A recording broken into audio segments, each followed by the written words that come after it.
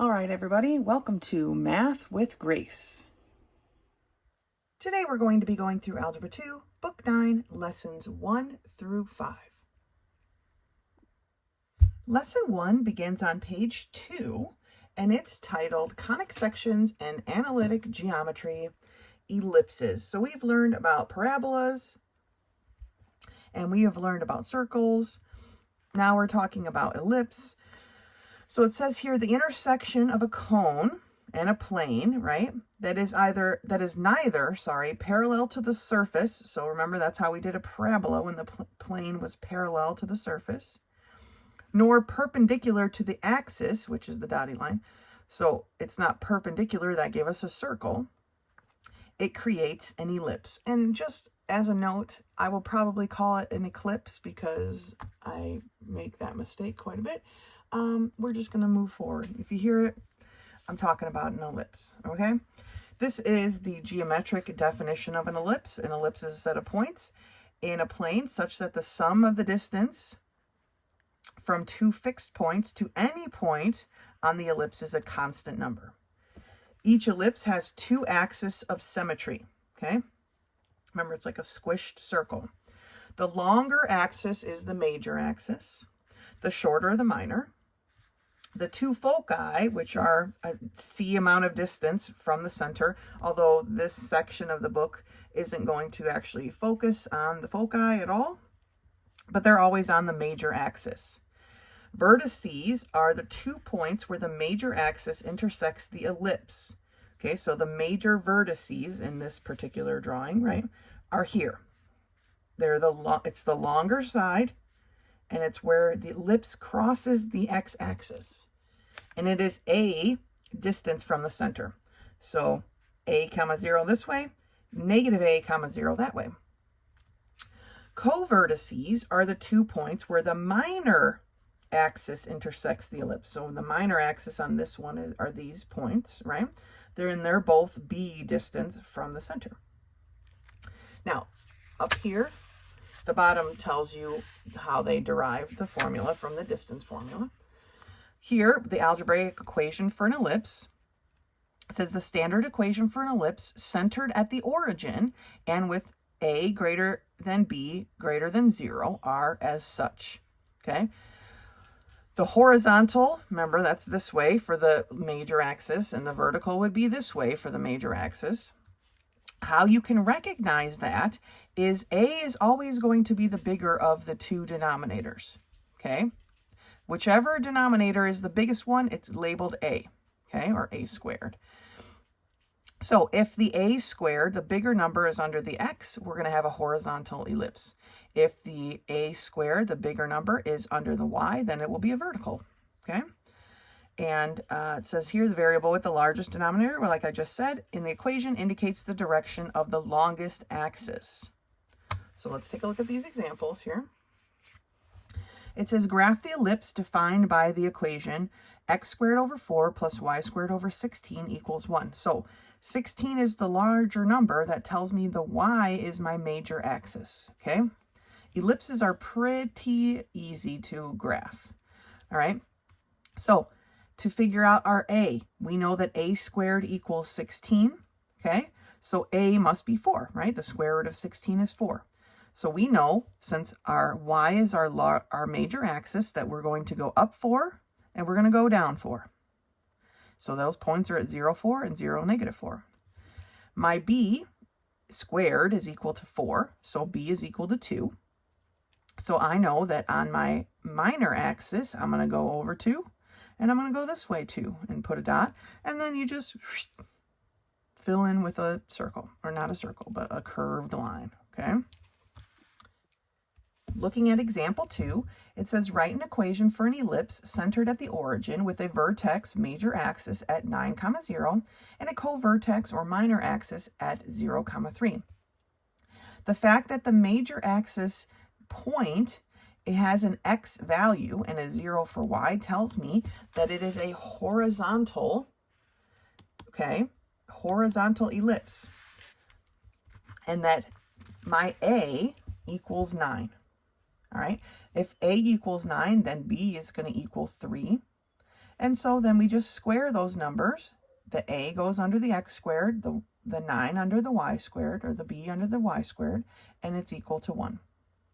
So that's the equation for the ellipse with that amount of data, or the data that they were giving us. Okay, it says note, the length of the major axis is 2a, right? So for this one here, the major axis was 4 from the center, right? So we went up 4, we went down 4. But the length, the total length of it is 2 a's. A is 4. So from here, this point to this point, the distance is 8, right? That's what they're saying here. So the length of the major axis is 2 times a, and the length of the minor axis is 2 times b. So if the length of either is given, you have to divide by 2 to obtain the coordinate distance from the center. All right. So for example 3, write the equation for a vertical ellipse. So they're already telling us which axis is the biggest. Okay, so this tells me that the y-axis is my major vertex, okay, is my major axis, centered at the origin with a major vertex length of 10 and a minor vertex length of 6. A vertical ellipse tells me the y is the major. 10 divided by 2 is 5, okay? So we squared the 5, and this should be a y, not an x squared, all right? And then the minor axis was 6. 6 divided by 2 is 3. 3 squared is 9, so that goes under the x squared. And there's your equation. All right? Let's turn the page and do some of these together. So we are in Algebra 2, Book 9, Lesson 1, page 4. Problem number 1 and 2 read, graph the ellipse defined by the equation.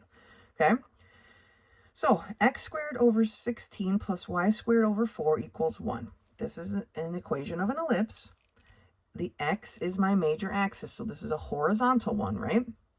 So a squared is equal to 16. That tells me that a is equal to 4. B squared is equal to 4, which tells me that b is equal to 2. All right? And that's enough. Let's start our graph. So here's a very simple graph, right? I know that my x value is my major axis, and each point is 4 points away from the center of origin. So 1, 2, 3, 4. 1, 2, 3, 4. Almost didn't leave myself enough room. Okay. My y-axis is my minor axis, and each of its points are 2 points away from the center, the origin. So up 2 and down 2, and then you just connect them. And I am horrible at drawing ellipses, but I'm pretty good at drawing potatoes. But that's basically the drawing for our ellipse, okay? So looking at number 2, we have x squared over 4 plus y squared over 9 equals 1. This time, because 9 is larger than 4, the y-axis is our major axis, right? So it's going to be vertical. A squared then is equal to 9, so my a is equal to 3. B squared is equal to 4. So my b is equal to 2. So let's set up that graph. All right, so again, y is my major axis, and each of those points are 3 away from the origin. So 1, 2, 3. 1, 2, 3, or sorry, no, 1, 2, 3.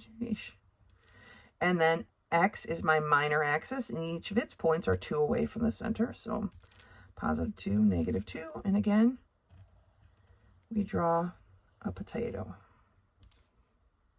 Okay, and there's our ellipse. These ellipses are pretty straightforward, okay? We just need to remember that a is always the bigger denominator, okay? The a and b's switch, right? So a squared is always the biggest denominator, and whichever one it's under, that's the axis, the major axis, okay? So let's take a look at the next group of problems. For problem 3 through 6, they would like us to write the equation of the ellipse with the given, or at the origin with the given information, okay? So for problem number 3, we have a vertex at 5, 0, and a co-vertex at 0, 2. Remember, the vertex is the major, the co-vertex is the minor. Since the vertex has a value for x, then we know that x is our major vertex. So this is going to be x squared over 5 squared, or 25, plus y squared over 2 squared, which is 4, equals 1. That's it. Okay, pretty basic.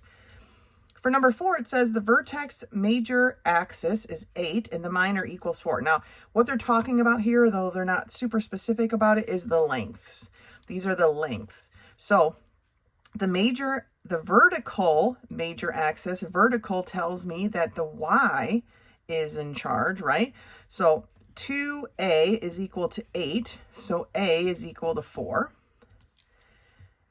2b is equal to 4, so b is equal to 2. Now we can write our equation, right? It's going to be x squared, which is the minor axis this time, over b squared, so 4, plus y squared, which is our major axis because it's a vertical, so that's how we know, is going to be a squared. 4 squared is 16, equals 1. Again, for number 5, they give us a vertex and a covertex. This time, our vertex, which again is our major, has a y value. So that tells you that the y is the major axis.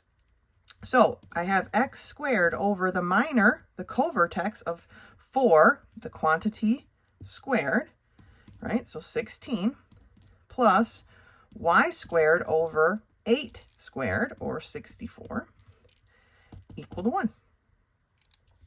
And the last one, number 6, again, these are the lengths. They're giving you lengths. Horizontal major. Horizontal tells me the x-axis is our major axis, and it is 10 units long. The minor axis, which is our y, I mean, you could even mark these if it helps you to remember, is 6 units long. So 2a's equal 10. So a is equal to 5. 2b's are equal to 6. So b is equal to 3. So now we can write our equation. X squared over 5 squared, which is 25, plus y squared over b squared, which is 3, so that becomes a 9, equals 1. Ellipses are pretty basic. It's a pretty simple graph. We're not, at this point, solving for any of these middle bits, right? We are solving for these 4 points, and that's enough for us to draw our potato. And here they gave us the points, right? Here they gave us the distance, how far apart these points are. So we had to solve that a different way. That's it for the lesson part of lesson 1. Go ahead and finish the review and meet me back here for lesson 2. Lesson 2 begins on page 6, and it's titled Properties of Logarithms. Now, we've done quite a bit with logarithms already. We're able to calculate them quite easily on our calculator, but we are going to be doing it a little bit different this time. This probably should have been taught first, honestly, and then gone back and done the other part we already did second, but this is the way we're learning it, so let's take a look at what they've got for us. It says a log of 1 always equals 0, and the answer to the log the same as the base is equal to 1. What's that look like? Well, here, log base b of 1 equals 0, and log base b of b, so the same base, the same number as the base, right, is equal to 1. It says the logarithm of a product, says that if the log base a of x times y is going to be equal to the log base a of x plus the log base a of y. Okay, so they just had 2 things multiplied by each other, they split it apart, and they're adding. But when you take a division, so that's all this says here, when you have a product, you add, okay? When we're dividing, then we subtract, kind of like when we're talking about exponents, right? When you multiply like bases with exponents, you add the exponents. When you divide like bases with exponents, you subtract. So here, the log base a of x divided by y, or x over y, is equal to log base a of x minus log base a of y, right? So we subtract then. And one more style, or one more problem way we're going to look at here is, or for now anyway, we turn the page here, we're going to do a couple more, but the log base a of x to a power. So a number raised to a power can be rewritten as the power times the log base a of x. So looking at that example here, if you have the log base 2 of 8 squared, it's going to be 2 times the log base 2 of 8.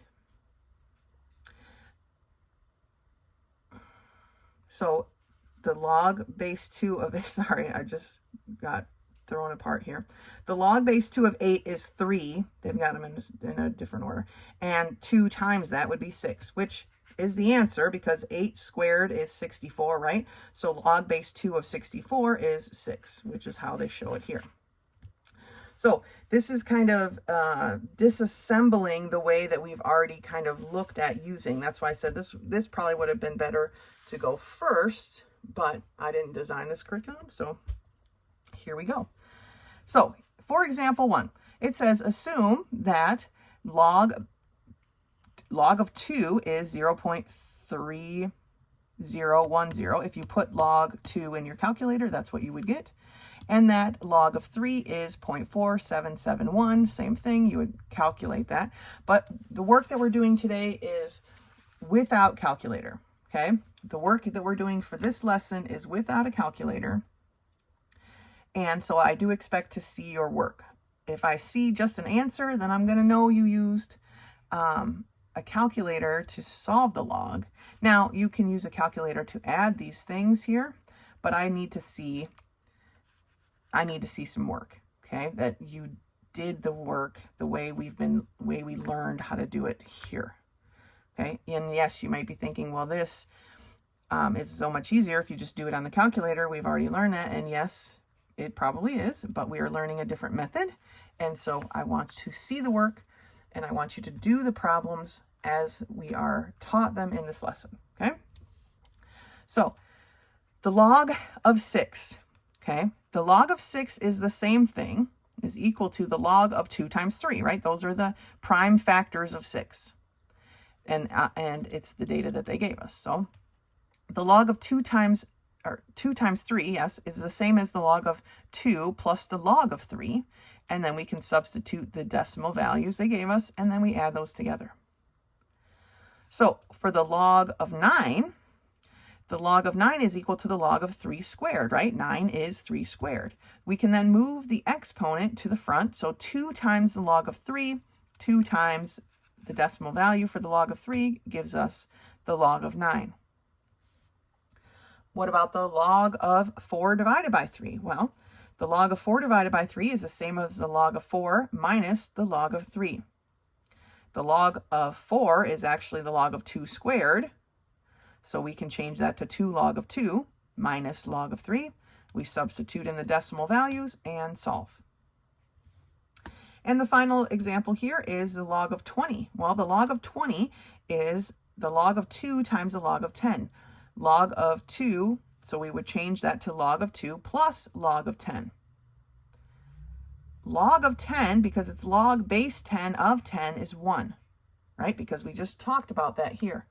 That with the same base and number, they are equal to 1. And then 1 plus the decimal value for log of 2 gives us our answer for that one. Now it says here that logarithms of radicals and numbers with negative exponents can also be calculated using properties of logarithms. For radicals, you have to first convert that to exponential notation. And then they gave us some prime number logarithm data. If you have problems like this on a test or a quiz, I will provide that data for you. Let's turn the page. So at the top of page 8, they say assume that this is the decimal value for log of 2 and this is the decimal value for log of 3 and solve these two problems. So the log of the square root of 6 is equal to the log of 6 to the 1/2 power, right? That's how we rewrite that in exponential notation. Now, because it has an exponent, we're going to move the exponent to the front.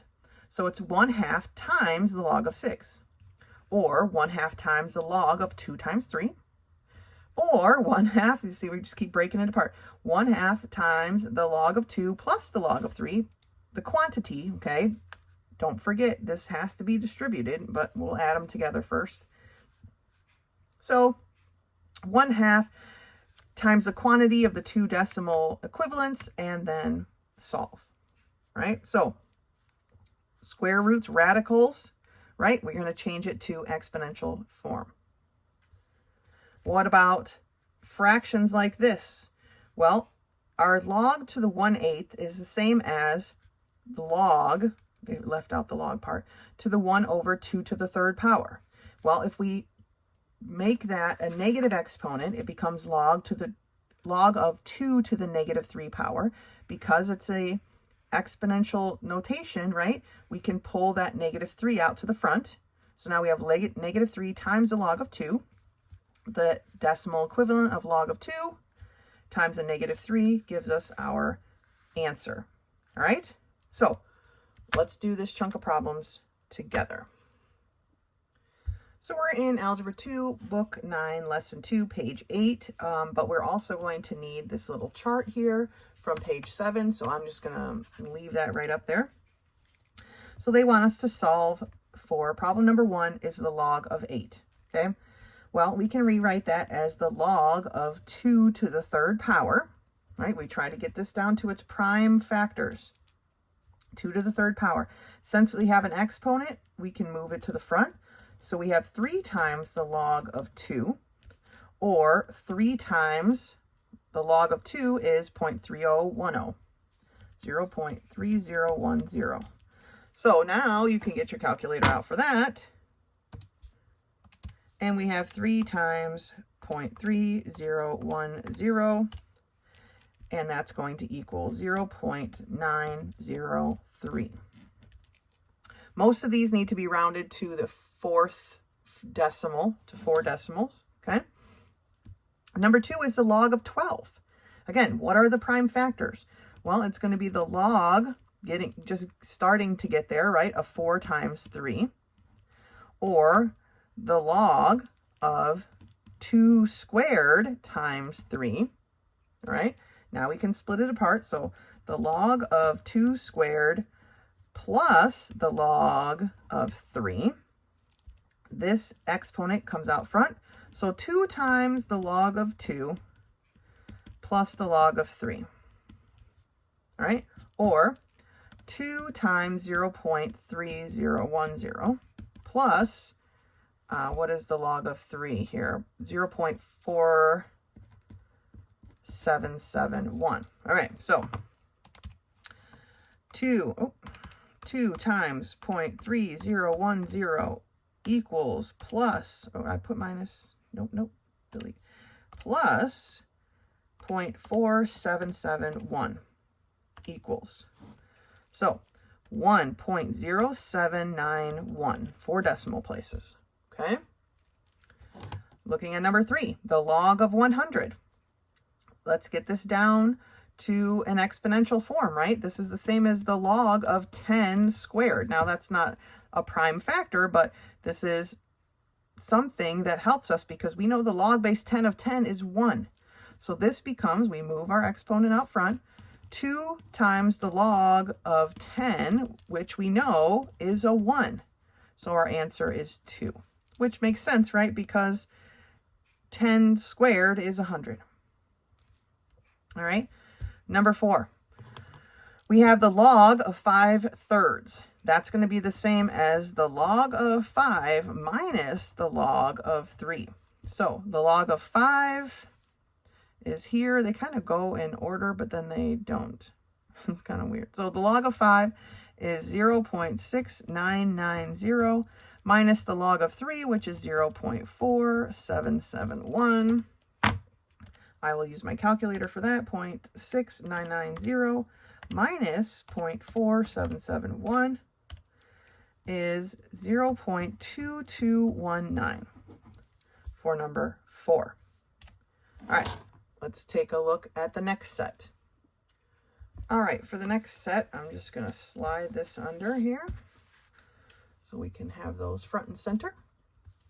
Number 5 is the log of 25, or we could rewrite that as the log of 5 squared. Okay, exponents go in front, so we've got 2 times the log of 5, or 2 times 0.6990. So 0.6990 times 2 is 1.398. All right. Number 6, the log of 0.002. Okay. This is a decimal. We need to move the decimal over 2 places. So it becomes the log of 2 to the negative power. We have to think of it that way. So scientific notation tells us it's 2 times 10 to the negative 2 power, right? Or the log of 2 plus the log of 10 to the negative 2. Now, that negative 2 exponent is going to come up front. So we have the log of 2 plus this negative 2 times the log of 10. And the log of 10 is 1. So log of 2 is 0.3010 minus 2 is what we're looking at here. 0.3010 minus 2 equals negative 1.699. All right, number 7. The log of 10 we just talked about, and we know that the log of 10 is 1. Now, the log of 1 is 0 because 10 to the 0 power equals 1. So this is log base 10, and it's 1, right? So that tells us 10 to the 0 power equals 1, so our answer is 0. Those last two were giveaways. All right, so that's the basic, that's this lesson. Lesson 2 for you. Yes, you could put this in your calculator and do it in this one step on your calculator, right?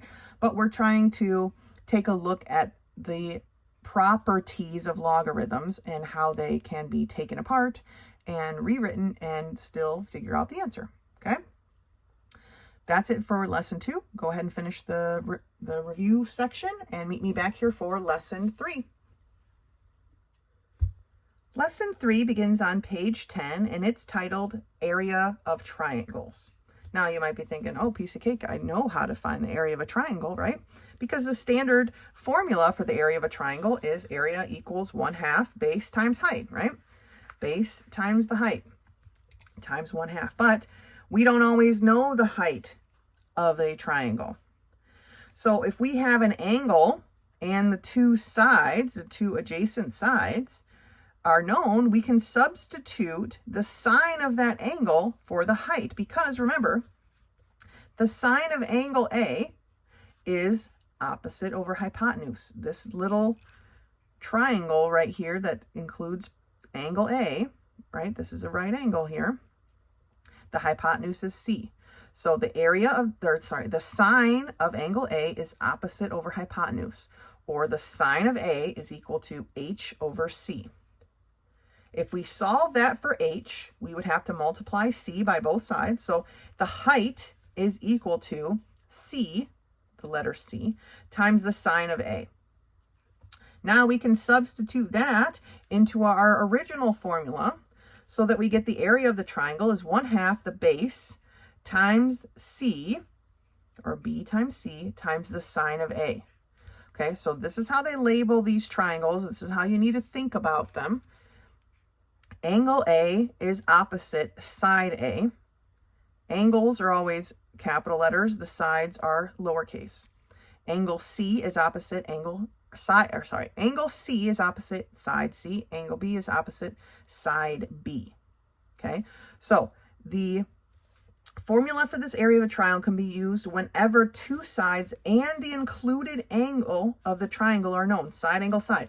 That should be a review from geometry. We have a side, the included angle, and then the other side. Okay, side, angle, side. The sides have to be touching the angle that we're using. They have to be adjacent to the angle that we're using. Okay, that is what makes this work. If it's not, then you've got to take a look at the data they gave you and see if you can figure out the correct parts that you need. All right, because it's not always going to be angle A. It could be B with side A and C. It could be C with side B and A. Okay, all of those things still work. They only give us 2 examples. Let's take a look at those now. Calculate the area of the triangle rounded to the nearest square inch.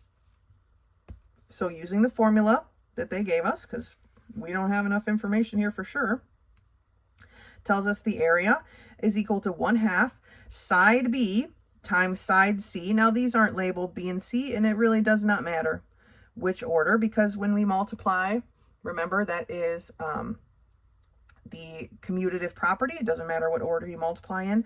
So we know these are adjacent to this angle, and those are the ones we're going to use. And then the sine of 44 degrees. Okay, so if I'm putting this in my calculator, I'll probably do the sine first and then multiply and divide. Okay, calculate the area of this triangle. Now, they've given us the data. We need to use the sine of A, because those are the sides that they gave us. And even though they didn't give us the size of angle A, they gave us the size of the other two, so we can figure out the size of angle A. All right, so when they give you a shape like this, you need to be able to discern that this is the angle that we need, because these are the sides that are adjacent to it. Like if you drew a swoop to mark that angle, the sides that we need are going to be the sides that it's touching the swoop. So remember, a triangle is 180 degrees total. So if you take 180 and subtract these two measurements, you'll get the measurement for angle A, which they calculated at 30 degrees. Multiply that by the two sides, divide by 2, and you get your answer. Okay? Let's take a look at these problems together. All right, so the directions read to calculate the area with the given measurements. I've got the formula written right here, so let's take a look at problem number 1. For problem number 1, we have angle A is equal to 20 degrees, side B is 13 meters, side C is 13 meters. Now remember, whatever angle that we're using, we need the other two sides, right? This is never going to be a side A in here. It's just never, that doesn't work, okay? So if you're finding the sine of angle A, there better not be a side A here, because that is not how this formula works. We don't have a side A, so these are the sides that we need. So the area is going to equal 1/2 times 13 times 13 times the sine of 20 degrees. All right? Grabbing your calculator. I have the sine of 20 degrees equals times 13 divided by 2. So, let's see, does it tell us to round? It doesn't tell us to round, so I'm just going to say 28.9. The area is equal to 28.9 meters squared. Remember, area is always a unit of measure squared. Okay? Hopefully you can see that on the calculator. I don't know, I deleted it already. Number 2, angle B is 80 degrees. Side C is 10 feet. Side A, kind of looks like a 9, is 5 feet. Okay, this is enough data. We don't have a side B, because that would mess it up. That we don't want that. So this is enough data. So our area is going to be equal to 1/2 10 times 5 times the sine of 80 degrees. All right? So let me make sure we can see. We have the sine of 80 degrees times 10 times 5 divided by 2. So our answer is 24.6 feet squared. Okay. Number 3. A equals 10 degrees. Side B is 6 centimeters. Side C is 7 centimeters. Okay, good amount of data. Area is equal to 1/2 B times C times the sine of A, which is 10 degrees. Okay. Sine of 10 degrees equals, I'd just like to do that first, times 6 times 17 divided by 2 is going to be 8.9 centimeters squared. Okay. Just substituting the information that they gave us into the problem, But let's take a look at number 4, because number 4 comes at it from a different way. So for number 4, we're given that angle A is equal to 62.9 degrees, angle B is equal to 42.1 degrees, side A is 20 inches, and side B is 15 inches. Just the fact that these are the two sides that we were given tells me that I need to know the measurement of angle C, because we have side A and B, so we need angle C. To do that, we know that a triangle is 180 degrees, and we're going to subtract the measurement of side A, 62.9, and subtract the measurement of angle B, angle A and angle B. And that tells me that angle C is equal to 75 degrees, because a triangle only has 180 degrees to give, right? So angle C is 75. Now we can solve. The area is going to equal 1/2 side A times side B times the sine of angle C, ABC. It's always going to have ABC, okay? It just depends on which one goes where. ABC, sine of 75 degrees. So we have the sine of 75 equals times 15 times 20 divided by 2 equals 144.9 inches squared is the area of that triangle. Okay? Use the formula. Don't have to memorize it. I don't ever expect that. But I do expect you to know how to find it. Okay? Where it is. How to use it. We're substituting the information we know. It's always going to be ABC in some fashion. Okay? Whichever angle that we have, we need the other two letters to be the sides. Whatever sides we have, we need the other letter to be the angle, okay? But we're always multiplying an A and a B and a C. Two sides and an angle, all right? That's it for lesson 3. Go ahead and finish the review. Meet me back here for lesson 4. Lesson 4 begins on page 13, and it's titled Change of Base Property. Now, although calculators compute logarithms only to a base of 10 or a base of e, right? Sometimes the situation requires the use of other bases, like a base 2. We've already talked about this before as well. So it tells us to arrange the original logarithm into a ratio of logarithms allows the problem to be solved.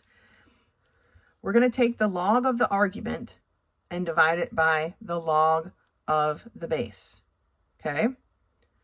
I discussed this with you when we first started talking about logs. It talks about how to do it on the calculator right here. Let's look at this example.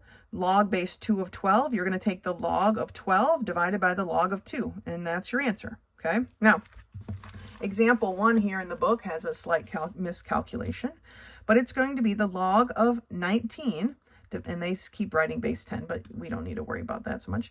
The log of 19 divided by the log of 2, and the answer comes out to be 4.248. Just a slight miscalculation. Because these are heavily calculator work, I'm not going to get a piece of scratch paper. Let's just do these problems together. Okay? I hope you can see that. It's a little dark. Let me move over a little. All right. So, log base 2 of 20. So you're going to take the log of 20, close parentheses, and divide that by the log of 2, close parentheses. And so that is 4.322. We're going to round to 3 decimal places. Okay. What about number 2? Log base 3 of 15. All right, well, it's going to be the log of 15, close that decimal, or close that parentheses, divided by the log of 3.